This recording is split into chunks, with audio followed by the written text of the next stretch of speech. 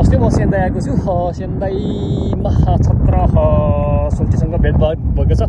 यहाँ यासी दाइसिन चाहिँ 2011 मा आएको छ। यसको बारेमा केही जान्न चाहन्छु। यो ठाउँको नाम के रे? यो ठाउँ एरिया यो हामीलाई चाहिँ आराहामा भन्छ हैन? आराहामा।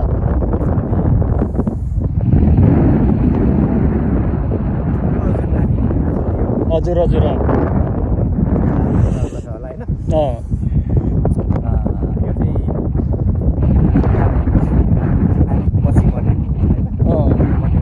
माछावर्ती भइसक्यो हैन? अनि हामीले यता हेर्दाखेरि यता हजुर औलो सल्लाहको रुख देखियो नि? यस्तै औलो सल्लाहको जङ्गल थियो यहाँ। उज्यालो जानुभन्दा अगाडि, सुनामी आउनुभन्दा अगाडि। हजुर हामीले यो सबै रुखहरू चाहिँ सत्तर पारेर त्यसरी अहिले नयाँ नयाँ रुखहरू लगाएको छ हैन? सानोहरू। हामी सुरुमा जापान आएर यस्तै जाँदै दिन्थ्यो। हजुर हजुर यहाँको कोर्ट चाहिँ हो त्यहाँ पर अझै कोर्ट हो। यहाँ किरेन हुन्छ। हजुर 1 घन्टा लगाएर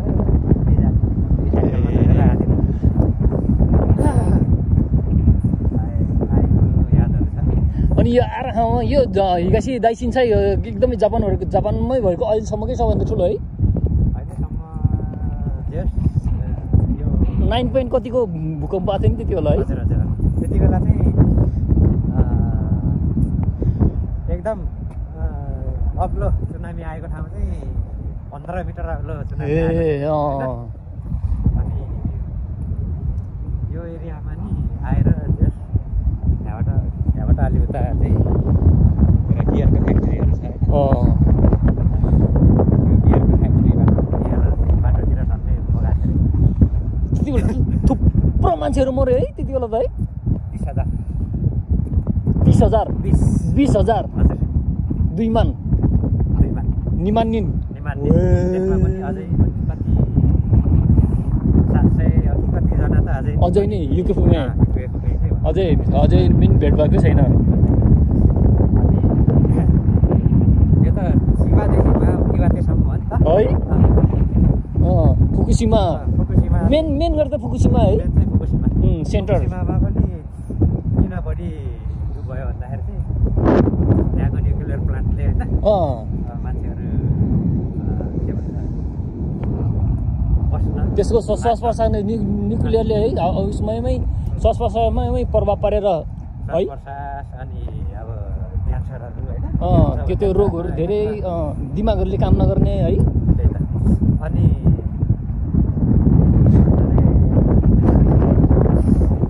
यो न्युक्लियर प्लान्टभित्रको जुन एन्ट्री छ नि त्यो सकिन चाहिँ अझै 2050 सम्म। न्युक्लियर के होला जस्तो लाग्ला कि। तर जापानमा चाहिँ न्युक्लियरबाट बिजुली उत्पादन गरेको ठाउँलाई न्युक्लियर भन्छ कि। यो बिजुली चाहिँ नेपालमा चाहिँ त्यो हाइड्रो पावरबाट बिजुली आउँछ। यहाँ जापानमा चाहिँ आणविक भट्टी हो। त्यसो बिजुली चाहिँ अनि त्यो पड्केर भूकम्प र यो सुनामीले गर्दा पड्केर त्यहाँको ग्यासहरू निस्केर सबै मान्छेहरूलाई प्रभाव पारेको है। त्यो एकदम सरल भाषामा भन्नुपर्दाखेरि बुझाउनु। अब त्यो न्युक्लियरको चाहिँ त्यो ग्यासहरू पदार्थ छ नि त त्यो सकिनलाई चाहिँ यो मेल्ट भएर सकिन होला।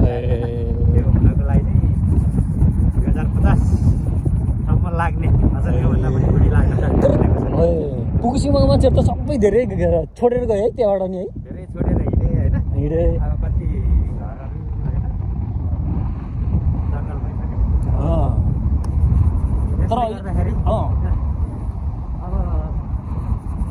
तर अहिले त बिस्तारै बस्तीहरू त बस्दैछ है? बिस्तारै अब आफ्नो गाउँमा भनेर फर्किसक्यो। हामी पनि हाम्रो गाउँमा पहिरो जान्छ होइन? गाउँमा त अब पहिरो जान्छ कति अब पहिरो जान्छ भनेर गाउँमा पहिरो जान्छ के जाने भन्ने होइन कि पहिरो गए पनि बाढी आए पनि त्यसलाई रोकथाम गर्ने उपायहरू खोज्दै है हामी चाहिँ गाउँ फर्किनु पर्छ भन्ने मलाई लागेर चाहिँ ल ठिक छ फर्किने यो ठाउँको नाम फेरि आर्खामा के अरे आर्खामा ए आर्खामा बिच यो अलि युमे नै रहेछ है यो ठाउँ है ल ठिक छ त्यहाँ देखिराख्नु भएको छ तपाईँले हजुर फोहोर टिपिराखेको होला होइन एकजना मान्छेले होइन यहाँ